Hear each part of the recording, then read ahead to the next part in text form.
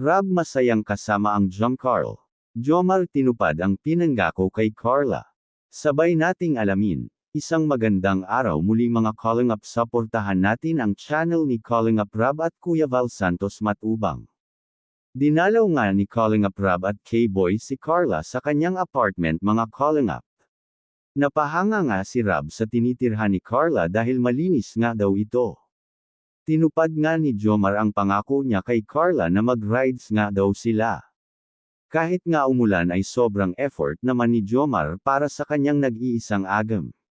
Ibang klase din ang Giancarlo mga Calling Up ay napaka-active nga nila sa mga ganap ni Calling Up Rob. Masaya nga si Rob na kasama ang Giancarlo at parang ang mga bata na nagtatampisaw sa ulan. Masaya nga rin kasama si Calling Up Rob na tipong sumasabay nga sa mga kasama niya at hindi mahirap pakisamahan. Biniro nga ni Jomar si Carla at pinapili ito kung sino sa kanila ang pipiliin ni Carla. Siya ba o sila na mga Calling Up team? Wala namang ibang sinabi si Carla kundi kayong lahat. Napaka-considerate nga ni Carla mga Calling Up, napaka-bait na bata. Napaka-sweet pa nito at napaka-caring pagdating kay Jomar. Nagkusa nga itong panasan si Jomar dahil basang-basa ng ulan.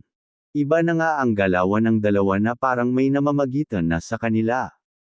Ang pag-amin na nga lang ang kulang sa kanila, ang importante naman ay nagkakaunawaan na nga sila at maayos silang dalawa.